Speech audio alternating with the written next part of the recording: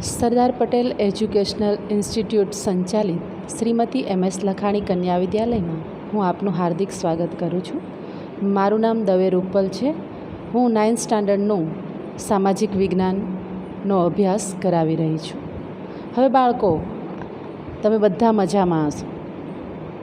તમારા ઘરના વ્યક્તિઓ પણ બધા સ્વસ્થ અને મજામાં હશે અને તમે તમારા હેલ્થનું કેર કરશો. બરાબર. હવે આગળ આપણે આ ચેપ્ટર છે કે ભારતમાં બ્રિટિશ સત્તાનો ઉદય, એ આગળ આપણે બે લેક્ચર છે એ તમે ભણેલા છો. બરાબર. કે એની અંદર આપણે શું એવું ઉદ્ભવેલું હતું કે જેના કારણે બ્રિટિશ સત્તાનો ઉદય થયો, કયા એવા આપત્તિઓ આવી ચડી હતી લોકોને કે એને ભારત શોધવા માટે એ લોકોએ વધારે ક્રેઝ ઉત્પન્ન કર્યો, કયા પ્રશ્નો ઉદ્ભવ્યા હતા. તો તમને બધાને ખબર છે કે ભારતનો વેપાર વાણિજ્ય પહેલાંય તે સારો હતો અને આજે પણ એટલો જ સારો છે. અને ભારત તો ખેતી પ્રધાન દેશ છે. સારા એવા પ્રમાણમાં એને મોસમ મળેલી છે, 3 ઋતુઓ છે. એ ઋતુના આધારે એ સારા એવા પ્રમાણમાં ખેત ખલિયાણ છે એ ઉત્પન્ન કરી શકે છે. એટલે એમ કહી શકાય કે ઉદ્યોગ ધંધાનો કાચો માલ પણ સારા એવા પ્રમાણમાં એ ઉત્પાદિત કરી શકે એવો દેશ છે. હવે સાથે સાથે ખાદ્ય સામગ્રી કે અમુક બીજી મરી મસાલા પણ સારા એવા પ્રમાણમાં ભારતમાંથી છે એ જતા હતા. હવે એ જે આખું ઉદ્યોગ ધંધો જે હતો, બરાબર, હવે ત્યાં જે જગ્યાએ એ ઉદ્યોગ થતો હતો, એટલે કે કોન્સ્ટેન્ટિનોપલ, એમાં તુર્ક મુસ્લિમોએ કોન્સ્ટેન્ટિનોપલ છે એ જીતી લીધેલું હતું. એટલે ત્યાં આપણો વેપાર વાણિજ્ય સ્ટોપ થઈ ગયો હતો.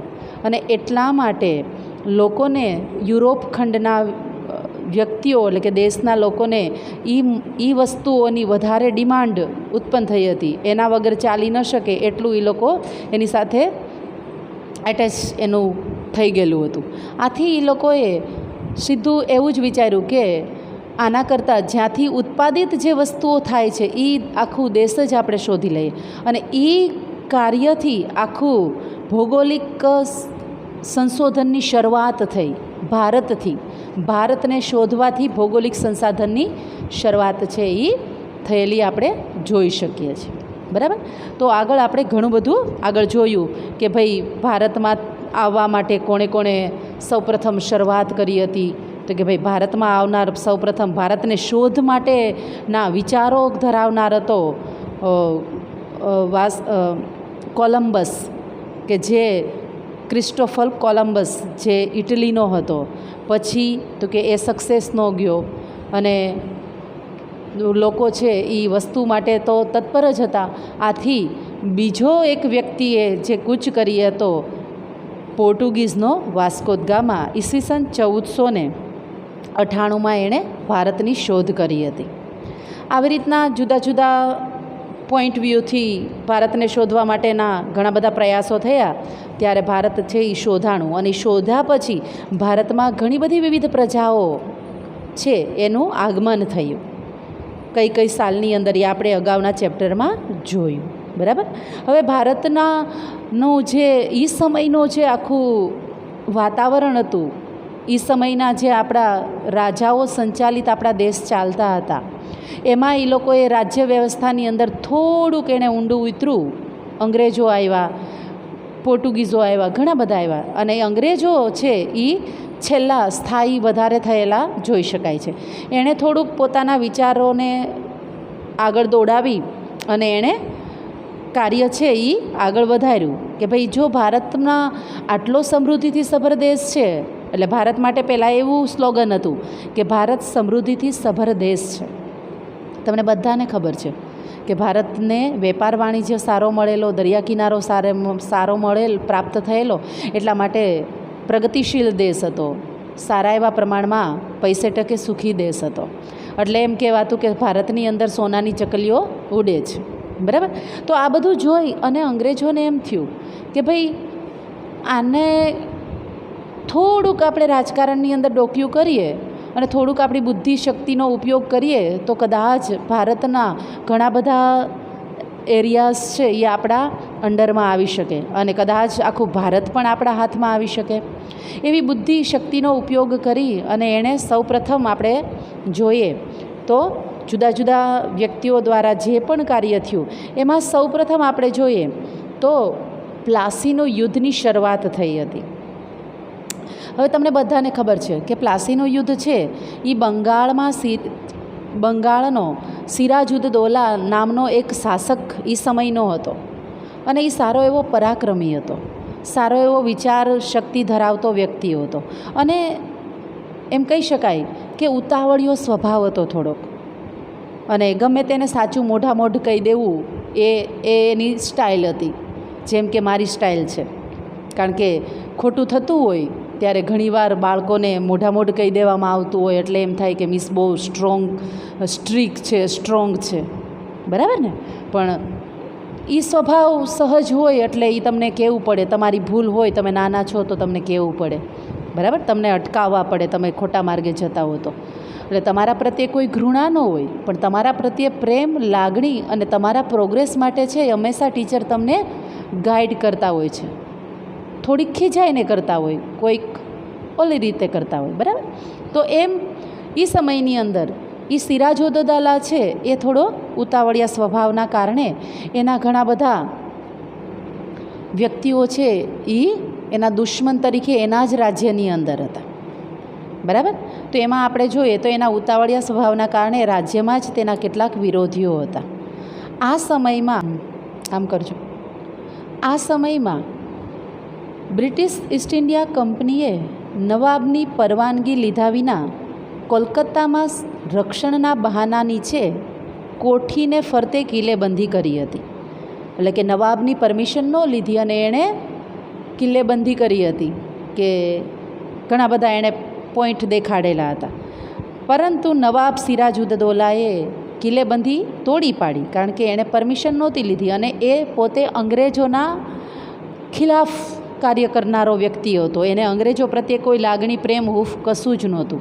જે બીજા બધા રાજાઓએ જે દેખાડ્યું એવું આ દેખાડનારો વ્યક્તિ નહોતો. સાચા બોલો હતો અને પોતાના કાર્યને સક્ષમ બનાવીને દેશનો વિકાસ કરનારો વ્યક્તિ હતો.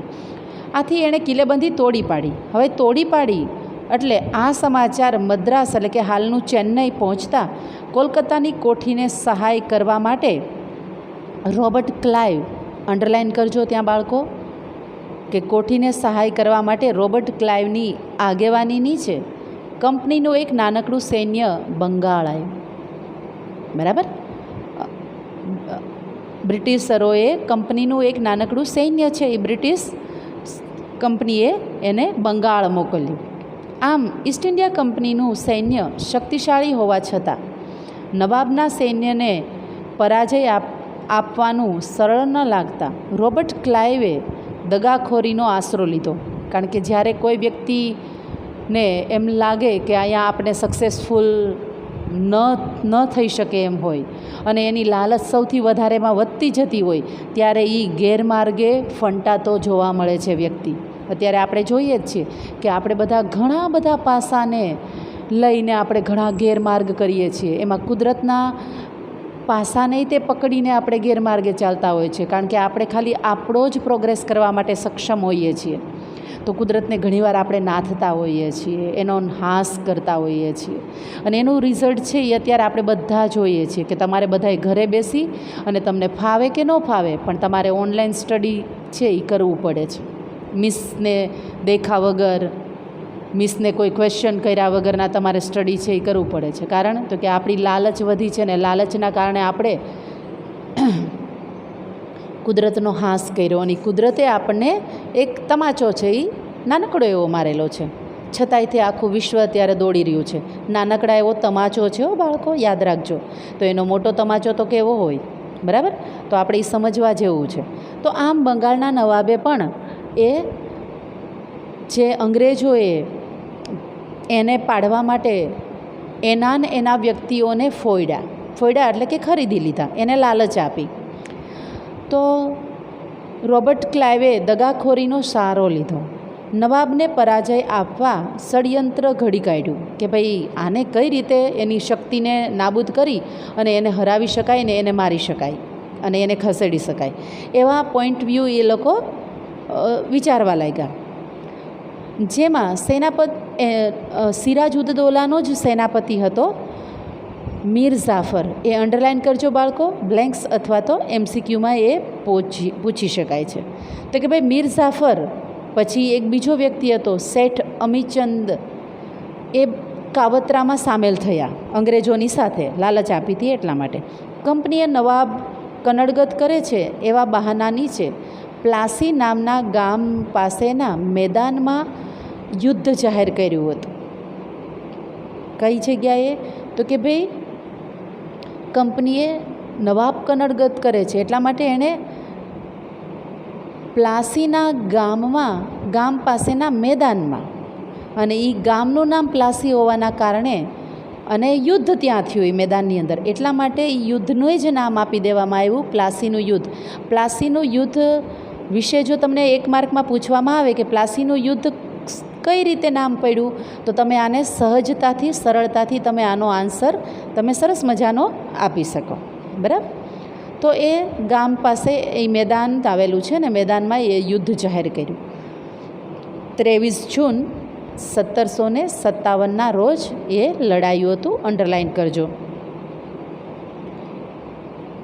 અને હાલ એ મેદાન એ પશ્ચિમ બંગાળથી આશરે 38 કિમીના અંતરે આવેલું છે. પ્લાસીનું મેદાન એ બંગાળથી આશરે 38 કિમીના અંતરે જોવા મળે છે. અંડરલાઇન કરજો, અથવા તો ન લખેલું હોય તો તમારા જાણ માટે લખી કાઢશું. પૂર્વ યોજના અનુસાર મીર જાફર યુદ્ધમાં નિષ્ફળ રહ્યો.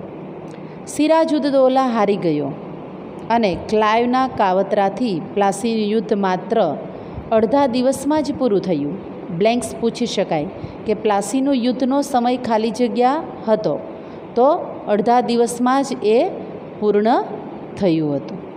આ યુદ્ધથી ઈસ્ટ ઇન્ડિયા કંપનીને 24 પરગણાની જાગીર મળી હતી. આ પણ એક અંડરલાઇન કરજો કે પ્લાસીના યુદ્ધથી એ લોકોને ઈસ્ટ ઇન્ડિયા કંપનીને કેટલા પરગણાની જાગીર મળી હતી?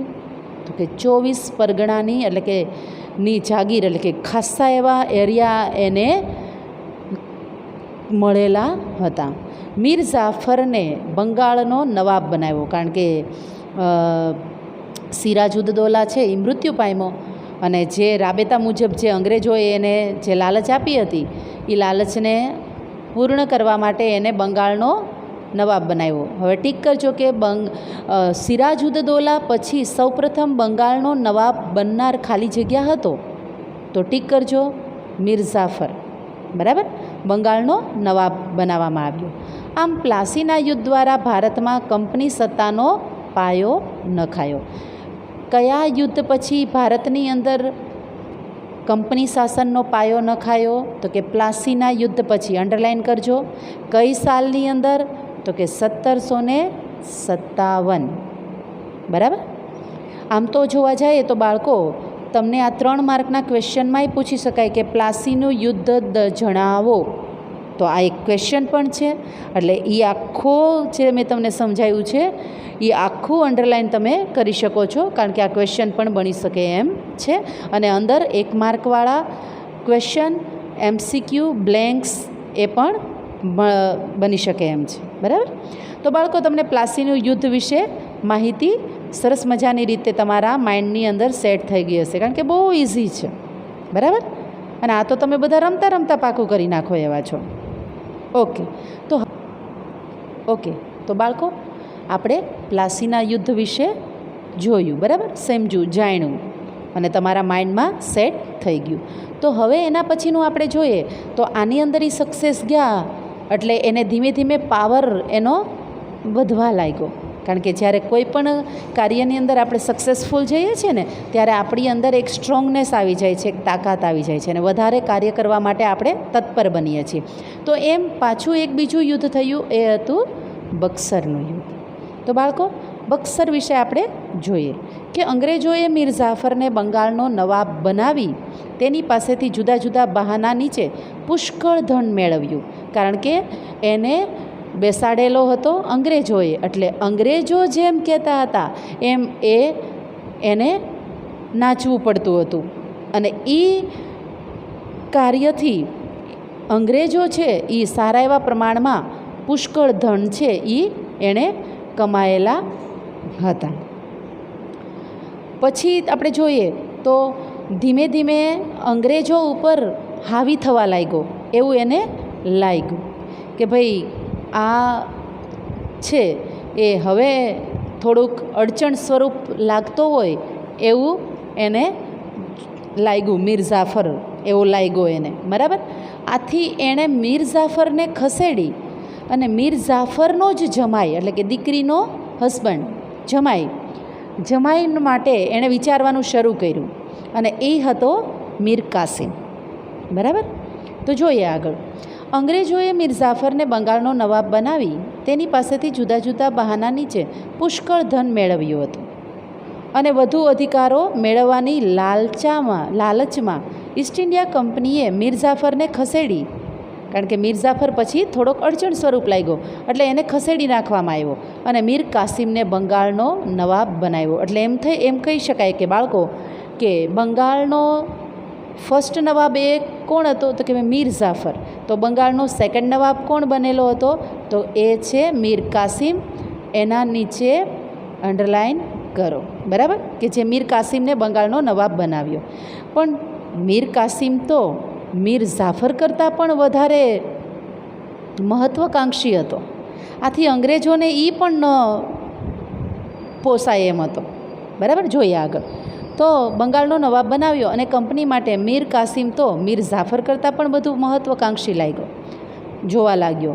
તેથી મીર કાસિમનો કંપનીને ડર લાગ્યો કે આ આપણા ઉદ્યોગ ધંધામાંથી આપણને 2 પૈસા કમાવા દેશે નહીં.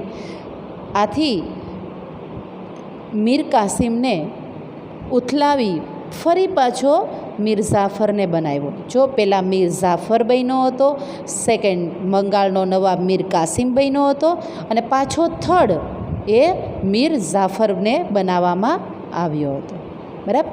એટલે આ યાદ રાખજો બાળકો. મીર કાસિમ અવધના, આથી એને ઘણું બધું દુઃખ લાગ્યું અને એણે એ બંગાળ છોડી અને એ પોતે અવધના નવાબના શરણે ગયો. અને આ સમયે ત્યાં અવધમાં મુઘલ બાદશાહ શાહ આલમ આવેલો હતો. અવધના નવાબ પાસે મુઘલ બાદશાહ શાહ આલમ આવેલો હતો, અંડરલાઇન કરજો. અને આથી એ ત્રણેય અંગ્રેજો વિરોધમાં એક રચના, એને અંગ્રેજોને સામે યુદ્ધ માટે એક કાવતરું એટલે કે વિચાર શ્રેણી શરૂ થઈ. તો ત્રણેય સંયુક્ત રીતે કંપનીનો સામનો કરવાનો નિર્ણય કરી કંપની સામે યુદ્ધ જાહેર કર્યું. અને એ યુદ્ધ એ બક્સર મુકામે સંયુક્ત સેનાની સામે ઈસ્ટ ઇન્ડિયા કંપનીએ યુદ્ધ કર્યું હતું. કયા મુકામે તો કે બક્સર મુકામે. જેમ પ્લાસી ગામના મેદાનમાં રચાયેલું હતું એમ આ બક્સર મુકામે ત્યાં યુદ્ધ થયું હતું 22 ઓક્ટોબર, અંડરલાઇન કરજો, 22 ઓક્ટોબર 1764. બક્સરનું યુદ્ધ કોના વચ્ચે થયું હતું તો 1 માર્કનો ક્વેશ્ચન છે, એ ટીક કરજો કે બક્સરના યુદ્ધની અંદર અંગ્રેજોની સામે કયા વ્યક્તિઓ હતા એમ પણ પૂછી શકાય, બરાબર, ટ્વિસ્ટ કરીને. એટલે આખી આ લાઈન છે એ મહત્ત્વની છે. જેમાં સંયુક્ત સેનાનો પરાજય થતાં કંપનીને બંગાળ, બિહાર અને ઓરિસ્સાની દીવાની સત્તા પ્રાપ્ત થઈ.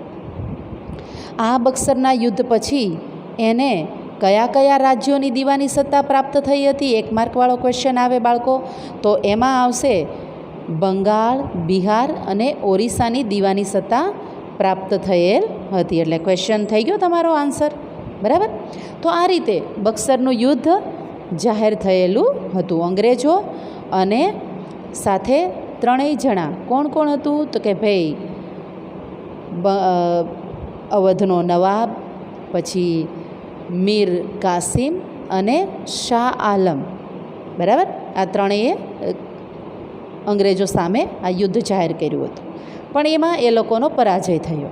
આથી દીવાની સત્તા સારા એવા પ્રમાણમાં અંગ્રેજોને પ્રાપ્ત થઈ અને અંગ્રેજોને પ્રાપ્ત થઈ એટલે લાલચ વધી કે ઓહો આમાં થોડોક આપણે આપણો આઈડિયા ઉમેરીએ તો કદાચ ઘણા બધા રાજ્યો છે એ આપણા વિસ્તારની અંદર વધારો કરી શકે એમ છે, અને સાથે સાથે આખું શાસન આપણા હાથમાં આવી જાય તો આપણે ધારીએ એ કાર્ય આ ચકલીઓને પકડીને આપણે આપણા દેશ લઈ જઈ શકીએ, સોનાની ચકલીઓને, એવી લાલચ જાગી.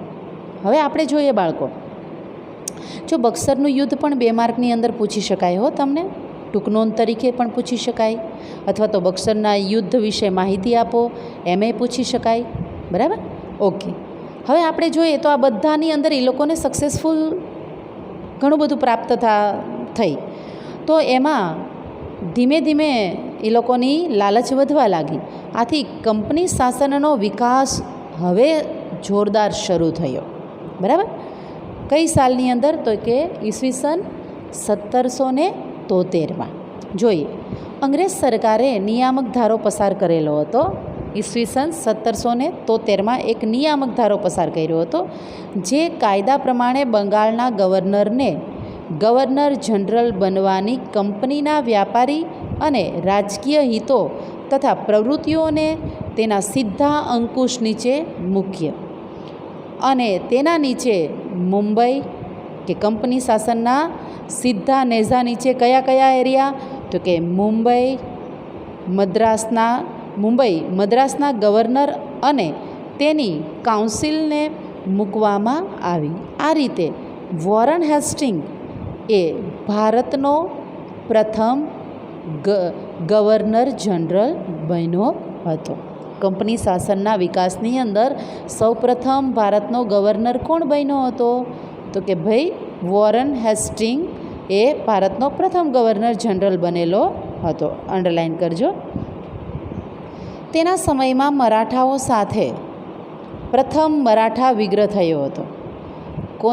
કોને મરાઠાઓ સાથે પ્રથમ વિગ્રહ થયો હતો? તો કે ભાઈ વોરન હેસ્ટિંગ.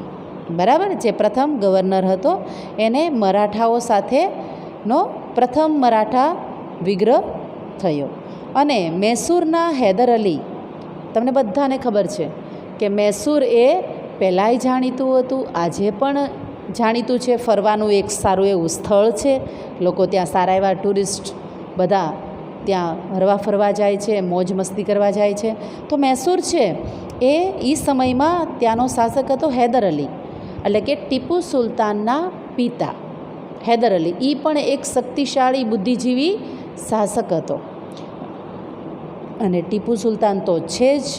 બરાબર, હૈદર અલી સાથે દ્વિતીય મૈસૂર વિગ્રહ થયો. ફર્સ્ટ કોની સાથે થયો હતો?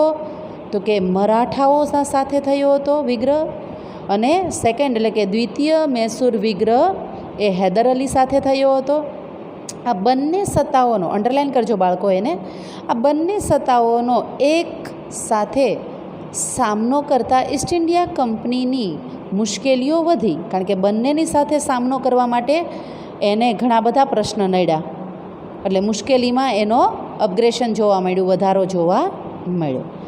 વોરન હેસ્ટિંગ બાદ, હવે તો કે ભાઈ વોરન હેસ્ટિંગનો સમયગાળો પૂર્ણ થયો. હવે એના પછી વોરન હેસ્ટિંગ બાદ સેકન્ડ ગવર્નર જનરલ, એટલે કે ગવર્નર જનરલ તરીકે કોર્નવોલિસ આવ્યો. સેકન્ડ, ભારતની અંદર સેકન્ડ ગવર્નર જનરલ ખાલી જગ્યા હતો તો કોર્નવોલિસ, અને ફર્સ્ટ હતો વોરન હેસ્ટિંગ્સ. બરાબર, તો કોર્નવોલિસ આવ્યો. તેના સમયમાં મૈસૂરના વાઘ તરીકે જાણીતા ટીપુ સુલતાન, મૈસૂરનો વાઘ કહેવાતો હતો, એટલો એ શક્તિશાળી હતો, બુદ્ધિજીવી હતો અને ખોજી હતો.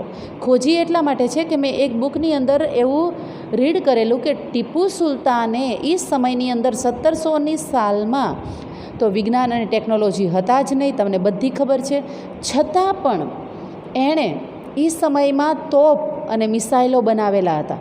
તો બાળકો એમ કહી શકાય કે ત્યારે પણ સાયન્સ તો હતું જ, કારણ કે મિસાઇલ અને તોપ ગોળા ને એ બધું સાયન્સ વગર પોસિબલ નથી, એટલે કે રસાયણ વિદ્યા વગર પોસિબલ નથી, કારણ કે સાયન્સની અંદર તમારે આવે છે ને, બરાબર ને? તો સાયન્સ ત્યારે પણ હતું. તો તમે વિચાર કરો એ કેવો બુદ્ધિજીવી અને શક્તિશાળી વ્યક્તિ હશે. અને એટલા માટે તો એને ટાઈગરની ઉપમા આપવામાં આવી છે, વાઘ તરીકે એને બિરદાવવામાં આવેલો છે. અને એ જોરદાર વ્યક્તિત્વ ધરાવતો વ્યક્તિ હતો. પોતાના દેશના અપગ્રેશન માટે ઘણું બધું કરનારો વ્યક્તિ હતો. તો ટીપુ સુલતાન સાથે ત્રીજો મૈસૂર વિગ્રહ થયો. ત્રીજો મૈસૂર વિગ્રહ ખાલી જગ્યા સાથે થયો. આ બ્લેન્ક્સ થઈ શકે. પહેલો મૈસૂર વિગ્રહ કોની સાથે થયો હતો એ મેં તમને કીધું, સેકન્ડ તમને કીધું, હવે આ થર્ડ, તો કે ત્રીજો એ ટીપુ સુલતાન સાથે મૈસૂર વિગ્રહ થયો. ટીપુ સુલતાનને હરાવવા કંપનીએ મરાઠા અને નિઝામની મદદ લીધી. ટીપુ સુલતાનને હરાવવા માટે કંપનીએ ખાલી જગ્યાની મદદ લીધી. તો કે ભાઈ મરાઠા અને નિઝામની મદદ લીધી હતી. કારણ કે શક્તિશાળી વ્યક્તિ હતો અને એ અંગ્રેજો પણ જાણતા હતા. એટલે એને એમ થયું કે આપણા એકના હાથે ગજુ વાગે એમ નથી. આથી એણે મરાઠાઓ અને નિઝામનો સહારો લીધો. ત્રણેયની સંયુક્ત સેના સામે કોઈ એક વ્યક્તિની સેના તો ન ટકી શકે. સામે ત્રણ હોય અને એકની સેનામાં તો ઘણો બધો ડિફરન્સ પડી જાય. તો ત્રણેયની સંયુક્ત સેના સામે ટીપુ સુલતાનની હાર થઈ અને તેને સંધિ સ્વીકારવાની ફરજ પાડી. એટલે કે અંગ્રેજોએ જે પણ નિયમ આપ્યા એ નિયમને એને અનુસરવા માટેની ફરજ પાડી. કોર્નવોલિસ બાદ પછી તો કે કોર્નવોલિસનો સમયગાળો પૂરો થઈ ગયો. હવે કોર્નવોલિસ બાદ આવ્યો સર જ્હોન શોર ગવર્નર જનરલ બન્યો. તેણે અપનાવેલી તટસ્થતાની નીતિના કારણે ઈસ્ટ ઇન્ડિયા કંપનીની પ્રતિષ્ઠા એક બાજુ ઘટી તો બીજી બાજુ મરાઠાઓ વધુ શક્તિશાળી બન્યા. કારણ કે થોડાક જડવલણ હતા.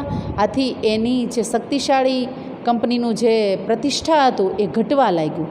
અને સામે જોઈએ તો મરાઠાઓ છે એ વધુ શક્તિશાળી બનવા લાગ્યા. અંગ્રેજોના ખિલાફમાં એને થોડુંક કાવતરાઓ જોવા લાગ્યા. આથી જ્હોન શોર પછી આવેલ ગવર્નર જનરલ વેલેસ્લી કયા ગવર્નર પછી આવેલો? તો કે વેલેસ્લી ખાલી જગ્યા ગવર્નર પછી આવેલો. તો કયો આવશે? તો કે જ્હોન શોર. બરાબર. એના પછી વેલેસ્લી. હવે વેલેસ્લીની તો તમને બધાને ખબર છે કે એણે એક પોતાના નામની જ યોજના બનાવી હતી જેનું નામ છે સહાયકારી યોજના. કઈ? તો કે ભાઈ વેલેસ્લીની સહાયકારી યોજના. કે કેટલું સરસ મજાનું આખું સહાય કરવી એમ એવી યોજના. તો આ સહાયકારી યોજના છે એ સરસ મજાના રાજાઓને સમજાવતા હતા, એની પદ્ધતિઓ કહેતા હતા, એના રૂલ્સ એન્ડ રેગ્યુલેશન કહેતા હતા અને રાજાઓને પોતાના સકંજામાં લેતા હતા. જોઈએ આગળ. તો વેલેસ્લી એ ભારત આવેલો અને એણે આખો માહોલ જોયો. આથી વેલેસ્લીએ સહાયકારી સૈન્યની યોજના દાખલ કરી. સહાયકારી યોજનાની શરતો અને અપનાવેલ રાજ્ય એ ઘણા બધા હતા. બરાબર. ઘણા બધા રાજ્ય એમાં તમે અંડરલાઇન કરો તો કે ભાઈ કયા કયા રાજ્યો એ સહાયકારી યોજના સ્વીકારી હતી? તો કે નિઝામ, મૈસૂર, અવધ, ગાયકવાડ, સિંધિયા, ભોસલે, હોલકર આ બધાએ એના સ્વીકાર કર્યો હતો. બરાબર. હવે એમાં આપણે જોઈએ એ રાજ્ય શાસકો હતા કે આ બધાએ એને સ્વીકાર કરેલો હતો. એમાં આપણે જોઈએ કે વેલેસ્લીએ સહાયકારી સૈન્યની યોજના દાખલ કરી અને એણે એ બધું આયોજન સાથેનું કાર્ય સંભાળ્યું. આ યોજના એક મીઠા ઝેર સમાન હતી. એટલે એમ કહી શકાય કે સ્વીટ પોઈઝન. બરાબર. કે લાગે તો બહુ મીઠું મીઠું મસ્તીનું, તમે કોઈ પણ સ્વીટ ખાઓ એટલે મજા આવી જાય, પણ એના પાછા પેટમાં પડ્યા પછી ઘણા બધા પાસા ખરાબે છે. બરાબર. એમ આ યોજના પણ એવી જ ડેન્જર હતી. અને એ યોજનાથી આખાના આખા રાજ્ય એ અંગ્રેજોના હસ્તક થઈ જતા હતા. એટલે કે અંગ્રેજોનો વિસ્તાર, સામ્રાજ્યવાદ એનો વિસ્તાર વધતો હતો. જોઈએ તો કે આ યોજના મીઠા ઝેર સમાન હતી. આ યોજનાનો અમલ કરી વેલેસ્લીએ ઘણા પ્રદેશો ઈસ્ટ ઇન્ડિયા કંપનીમાં જોડી દીધા અને ગવર્નર જનરલ વેલેસ્લીએ ટીપુને સહાયકારી યોજના સ્વીકારવા જણાવ્યું, જેનો તેણે ઇનકાર કર્યો. કારણ કે ટીપુ સુલતાનને ખબર હતી એ અંગ્રેજોના કોઈ પણ બહાના નીચે એના ઢાંચામાં ઢળી શકે એવો વ્યક્તિ નહોતો. કારણ કે એ સહાયકારી યોજનામાં ઘણી બધી શરતો હતી. તો કઈ કઈ શરતો હતી? તો કે ભાઈ એક તો કે ભાઈ કંપની સરકાર તાલીમ પામેલું સૈન્ય યોજના સ્વીકારનાર રાજ્યને આપશે. આ સૈન્ય રાજ્યના આંતરિક અને બાહ્ય આક્રમણથી રાજ્યનું એ રક્ષણ કરશે. કયું સૈન્ય? તો કે અંગ્રેજોનું. તેના બદલામાં યોજના સ્વીકારનાર રાજાઓએ લશ્કરી ખર્ચ અથવા તો તેટલી જ આવક ધરાવતો પ્રદેશ અંગ્રેજોને આપવો. એટલે આ બધી જ જે યોજના છે એ બધી જ રાજાને ખોખલા કરવાની હતી, પણ રાજાને એના પોઈન્ટ વ્યૂની કોઈ જાણ નહોતી. એને તો એમ થયું કે મારે તો ખાલી સિંહાસન ઉપર બેસીને મોજ જ કરવાની છે, બીજું બધું જ સંભાળી લેશે એ લોકો. એટલે એ લાલચની અંદર એને મોજ મસ્તી જ દેખાતી હતી, એને ઊંડાણપૂર્વકની કોઈ માહિતી નહોતી. જેમ તમને ક્યારેક અમે કહીએ છીએ કે દીકરા તમે લોકો થોડાક સિરિયસ બનો, ત્યારે તમે બધા કેમ તમારી મોજ મસ્તીમાં હો છો, તમને સિરિયસનેસની કોઈ ભાન નથી હોતી, તમે બધા મસ્તી કરતા હો છો. જ્યારે ચાલુ લેક્ચરે ઘણા મસ્તી કરતા હોય છે, ત્યારે ડીપલી તમને નથી ખબર હોતી કે આ બધો પાયો છે ને પછી આગળ જતાં કદાચ આપણે 10મા ધોરણની અંદર એ આપણે કદાચ અટકાવી પણ શકે. બરાબર? એમ આને પણ એ સમયની અંદર એને મોજ મસ્તી જ દેખાતી હતી. એને તો એમ કે બેસીને મોજ કરવાની છે, એના કારણે એના શાસનો જતા રહેતા હતા. તો આમ કંપનીની પરવાનગી વિના રાજ્ય અન્ય રાજ્ય સામે યુદ્ધ કે સંધિ કરી શકશે નહીં, એ પણ એક પોઈન્ટ છે. પછી તો કે રાજ્યના દરબારમાં એક અંગ્રેજ પ્રતિનિધિ રાખવો. એટલે એ બધી માહિતી રાજ્ય સંચાલિત રાજા શું કરે છે શું નહીં એ બધી માહિતી એના હાથમાં આવે. અન્ય વિદેશીને પોતાના રાજ્યમાં નોકરીએ રાખવો નહીં. આવા બધા પોઈન્ટ્સ હતા. કંપની સહાયકારી યોજના જો રાજા સ્વીકારે તો આ સહાયકારી યોજનાના પોઈન્ટ્સ હતા. હવે આપણે આગળ જોઈએ. આ યોજના એક મીઠા ઝેર સમાન તો હતી જ. આ યોજનાનો અમલ કરી વેલેસ્લીએ ઘણા પ્રદેશો ઈસ્ટ ઇન્ડિયા કંપનીમાં જોડી દીધા હતા. પછી છેલ્લે રાજાને નીચે જ ઉતારી દેવામાં આવતો હતો. રાજાનું શાસન આખું પલટાઈ જાય અને એ બધો જ વિસ્તાર છે એ કંપની શાસનની અંદર જતો રહેતો હતો. ગવર્નર જનરલ વેલેસ્લીએ ટીપુને સહાયકારી યોજના માટે સ્વીકારવાની ફરજ પાડી, પણ ટીપુએ એની અંદર એ જોડાણો નહીં. અંગ્રેજોએ નિઝામનો સાથ મેળવી મૈસૂર ઉપર ઈસવીસન 1799માં અંડરલાઇન કરજો.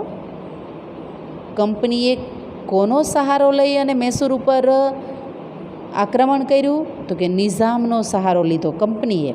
બરાબર? અંગ્રેજોએ કઈ સાલમાં મૈસૂર ઉપર આક્રમણ કર્યું? તો કે ઈસવીસન 1799માં આક્રમણ કર્યું. આ ચોથો મૈસૂર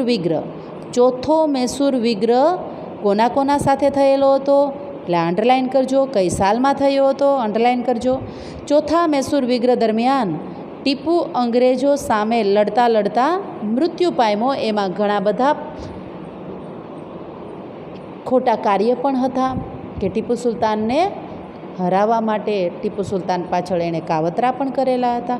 એમાં ટીપુ સુલતાન છે એ મૃત્યુ પામ્યો. વેલેસ્લીનો સમયગાળો પૂરો થયો.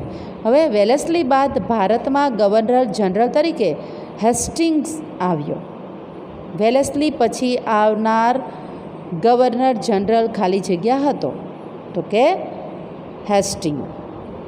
તેણે નેપાળ સાથે યુદ્ધ કરી ગુરખાઓને લશ્કરમાં સામેલ કર્યા. અને કઈ રીતે ખબર છે? કે ગુરખાઓને સાવ નહિવત પગારથી એના લશ્કરની અંદર એડ કર્યા.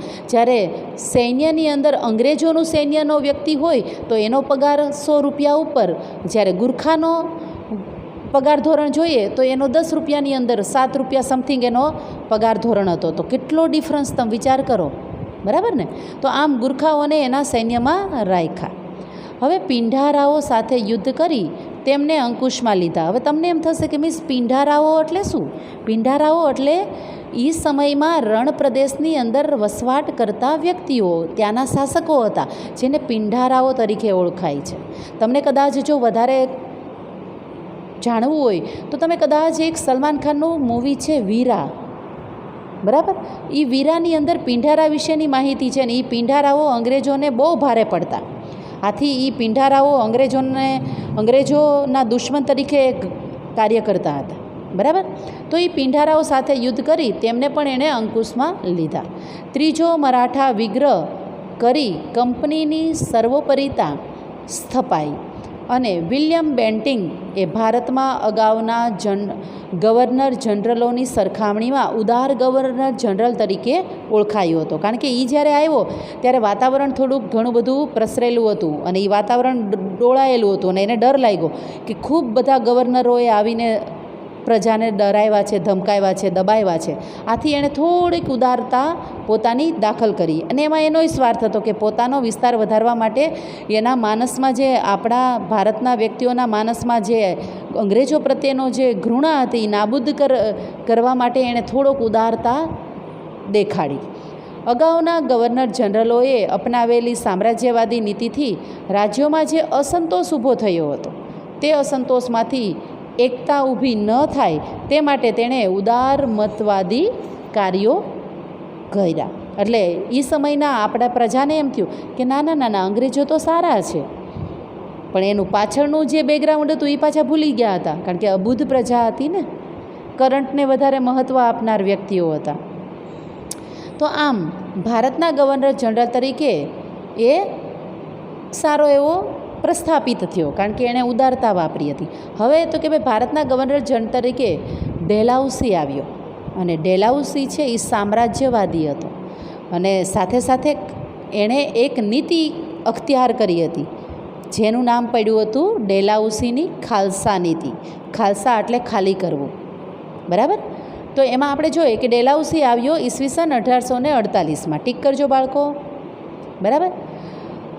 તે ઉગ્ર સામ્રાજ્યવાદી માનસ ધરાવતો હતો, ઉગ્ર હતો, થોડોક સ્વભાવમાં કડક હતો મારી જેવો.